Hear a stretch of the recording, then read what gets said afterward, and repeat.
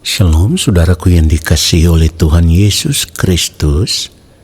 Mari kita siapkan hati untuk masuk dalam doa syukur hari ini.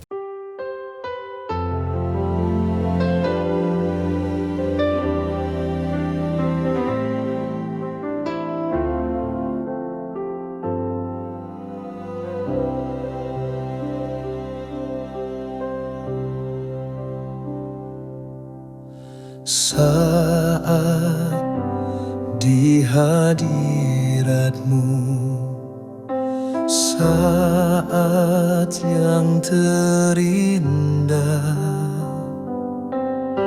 saat menyembah Bapa dalam kekudusan.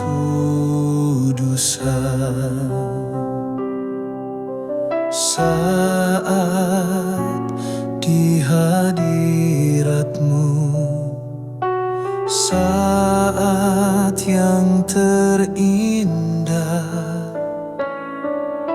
saat ku angkat tangan menyembah Yesus. Roh Kudus pimpinku saat ku menyembah, urapi hamba-Mu Tuhan di hadirat-Mu.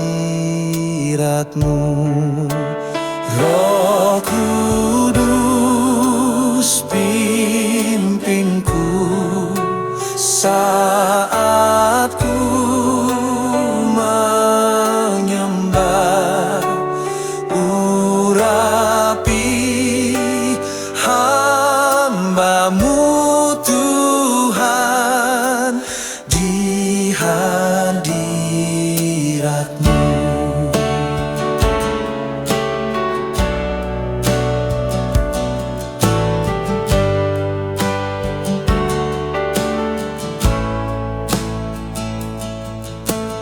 Saat di hadirat-Mu, saat yang terindah, saat menyembah Bapa dalam kekudusan. Saat di hadirat-Mu, saat yang terindah,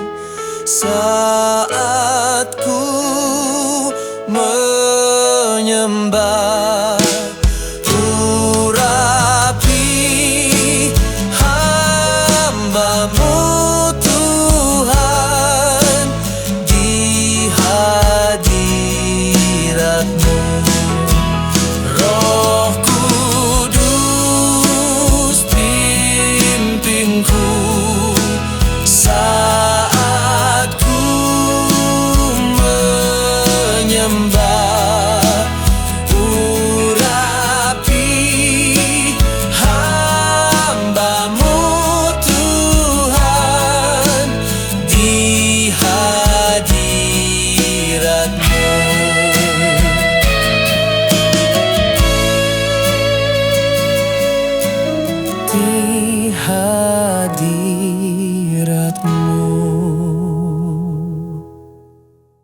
Mari kita berdoa. Bapa yang Maha Kudus, Allah yang Maha Mulia, kembali kami ada di hadapan Bapa. Kami mau duduk diam di kaki-Mu ya Tuhan, di dalam hadirat-Mu. Kami mau membuka hati dan menanti-nantikan firman-Mu, supaya bejana hati kami diisi dengan kebenaran firman-Mu, dan firman-Mu itulah yang akan terus mengubah kami, membaharui kami, membentuk kami menjadi pribadi seperti yang Bapa kehendaki. Di dalam nama Tuhan Yesus Kristus kami berdoa. Amin. Saudara yang dikasihi oleh Tuhan Yesus Kristus, kalau kita tahu firman Tuhan berkata bahwa di kekekalan nanti kita semua harus menghadap pengadilan Tuhan. Kalau kita tahu firman Tuhan berkata bahwa tanpa kekudusan tidak seorang pun akan melihat Tuhan. Kalau kita tahu firman Tuhan berkata bahwa jika kamu menyebutnya Bapa, yaitu Dia yang tanpa memandang muka menghakimi semua orang menurut perbuatannya, maka hendaklah kamu hidup dalam ketakutan selama kamu menumpang di dunia ini. Kalau kita tahu firman Tuhan berkata dunia ini sedang lenyap dengan keinginannya, tetapi orang yang melakukan kehendak Allah tetap hidup selama-lamanya. Ketika kita tahu semua yang firman Tuhan katakan, seharusnya kita sadar masuk surga itu tidak gratis. Masuk surga itu tidak otomatis. Ini yang selalu saya tekankan selama ini. Tujuannya hanya satu, supaya kita semakin sadar untuk berbenah diri. Kita semakin sadar untuk tidak lagi menyanyiakan waktu hidup atau kesempatan hidup yang Tuhan berikan kepada kita saat ini, supaya disingkatnya waktu hidup kita di dunia ini, kita akan serius mempersiapkan diri, mempersiapkan hidup kita, supaya pada akhirnya ketika waktu Tuhan tiba, kehidupan kita ditemukan benar-benar layak. Kehidupan kita ditemukan benar-benar berkenan, supaya kita bisa diterima di dalam kerajaan Allah Bapa di sorga. Oleh karenanya, saya harus katakan, dengar ini, waktu hidup yang Tuhan berikan kepada kita saat ini tidak boleh kita sia-siakan. Jangan sampai kita terlambat. Sekali lagi, jangan sampai kita terlambat karena waktu tidak pernah kembali. Saudara perhatikan itu. Jadi kita harus serius mempersiapkan hidup kita, mempersiapkan diri kita. Jangan sampai kita terlambat mempersiapkan diri kita untuk kehidupan kekal nanti. Dan satu hal yang harus saya tekankan, yang harus kita sadari adalah hidup kekal itu nyata. Hidup kekal itu pasti. Walaupun sudah sering kali saya katakan, memang sekarang ini hidup kekal itu belum kelihatan. Tetapi ingat baik, kalau kita sadar bahwa masa hidup kita di dunia ini hanya 70 tahun. Dan kalau kita kuat ya 80 tahun. Tetapi setelah itu kita tidak bisa menghindari realitas hidup yang sesungguhnya, yaitu pada akhirnya kehidupan kita di dunia ini akan berakhir dan kita akan masuk kepada hidup yang sesungguhnya, yaitu kehidupan yang kekal. Pertanyaannya adalah, ketika waktu Tuhan tiba atas hidup kita, apakah kita sudah siap untuk berdiri di hadapan pengadilan Tuhan? Apakah kita sudah siap untuk mempertanggungjawabkan semua perjalanan kehidupan kita selama kita hidup di dunia ini? Saudaraku, itulah kenapa saya katakan tadi, jangan terlambat. Waktu tidak pernah kembali. Jadi kita harus mempergunakan kesempatan hidup yang Tuhan berikan kepada kita saat ini untuk serius mempersiapkan diri, saudaraku. Mempersiapkan diri seperti apa? Mempersiapkan diri untuk terus ada di dalam kesucian hidup. Mempersiapkan diri untuk terus hidup di dalam kebenaran. Mempersiapkan diri untuk terus hidup di dalam kekudusan. Karena firman Tuhan sendiri berkata, kuduslah kamu sebab aku kudus. Dan harus kita ingat, firman Tuhan itu tidak bisa diubah. Firman Tuhan itu pasti akan digenapi. Jadi kalau firman Tuhan katakan, tanpa kekudusan tidak seorang pun akan melihat Tuhan, itu berarti ketika kita menutup mata dan kehidupan kita ditemukan tidak layak di hadapan Tuhan karena kita tidak berpakaian kekudusan, ya. Kita tidak layak di hadapan Tuhan karena kita tidak berpakaian kebenaran. Kita tidak layak di hadapan Tuhan karena selama hidup di dunia ini kita tidak pernah hidup melakukan kehendak Allah Bapa di sorga. Maka dapat dipastikan kita akan ditolak oleh Tuhan ketika kita berada di kekekalan. Dapat dipastikan Tuhan akan berkata, enyahlah daripadaku, kamu sekalian pembuat kejahatan. Saudara yang dikasihi oleh Tuhan Yesus Kristus, dari gambaran ini kita bisa mengerti bahwa kita tidak boleh merasa aman hanya karena kita ini orang Kristen. Kita tidak boleh merasa aman hanya karena kita mengaku diri sebagai orang percaya atau mengaku diri sebagai anak-anak Allah Bapa di sorga. Kita tidak boleh merasa aman dengan semuanya itu.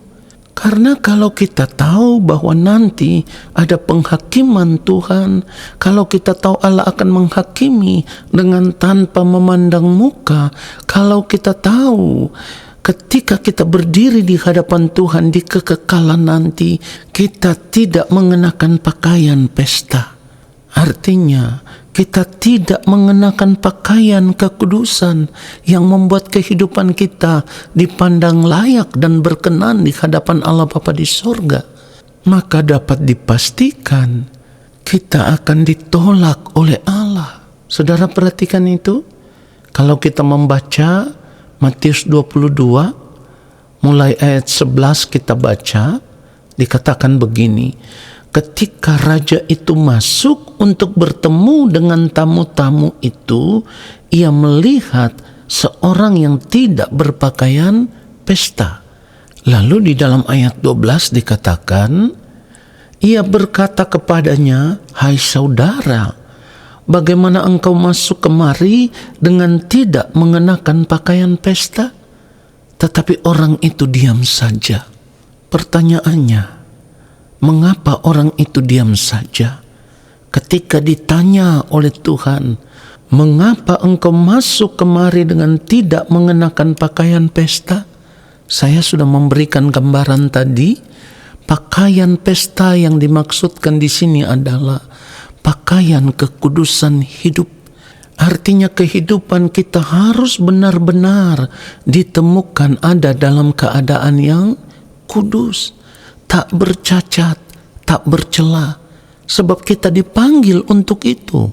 Perhatikan itu saudaraku, kita dipanggil untuk memiliki hidup yang tak bercacat, tak bercela di hadapan Allah.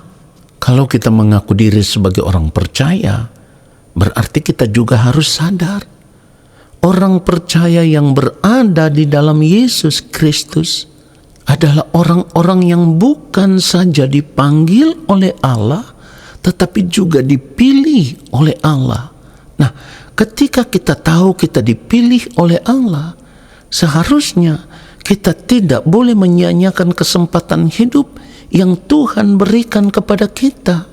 Kesempatan hidup yang Tuhan berikan kepada kita harus kita pergunakan untuk mempersiapkan kehidupan kita supaya tetap ditemukan layak dan berkenan di hadapan Allah Bapa di sorga. Jadi kalau saya katakan kita harus mempergunakan kesempatan hidup ini untuk terus mempersiapkan diri, itu artinya kita harus memeriksa seluruh hidup kita. Apakah kehidupan kita sudah ditemukan tak bercacat, tak bercela di hadapan Tuhan. Kita harus memeriksa seluruh hidup kita. Apakah kehidupan kita sudah benar-benar kudus di hadapan Tuhan. Sebab jika tidak, maka keadaan kita di kekekalan nanti akan sama seperti orang yang tidak berpakaian pesta tadi. Akan ditolak oleh Allah, saudaraku. Sebab kalau kita membaca ayat 13 dari Matius 22 ini dikatakan, lalu kata raja itu kepada hamba-hambanya, ikatlah kaki dan tangannya dan campakkanlah orang itu ke dalam kegelapan yang paling gelap. Di sanalah akan terdapat ratap dan kertak gigi. Saudaraku, ini keadaan yang sangat mengerikan. Mari kita sadar ini. Sekali lagi saya katakan, jangan terlambat, karena waktu tidak pernah kembali. Persiapkanlah hidup kita untuk kehidupan yang kekal. Amin. Mari kita berdoa, saudaraku. Bapa, kami bersyukur untuk kebenaran firman-Mu yang sungguh menyadarkan kami. Kami tidak mau lagi menyia-nyiakan kesempatan hidup. Kami tidak mau lagi menyia-nyiakan waktu hidup yang Engkau berikan kepada kami. Kami mau mempergunakan semuanya itu untuk mempersiapkan diri supaya kehidupan kami ditemukan berpakaian kekudusan, layak di hadapan Bapa. Terima kasih untuk firman-Mu. Kami percaya saat ini Engkau akan memberkati kami. Segala berkat kasih karunia daripada Allah Bapa di sorga, rahmat cinta kasih dari Tuhan Yesus Kristus, di dalam persekutuan yang manis dengan Roh Allah yang kudus, turun atas kehidupan kami, menyertai langkah hidup kami dan memberkati kami sekarang dan sampai selama-lamanya. Amin. Saudara, terima kasih sudah mengikuti doa syukur hari ini. Tuhan Yesus memberkati kita semua. Shalom.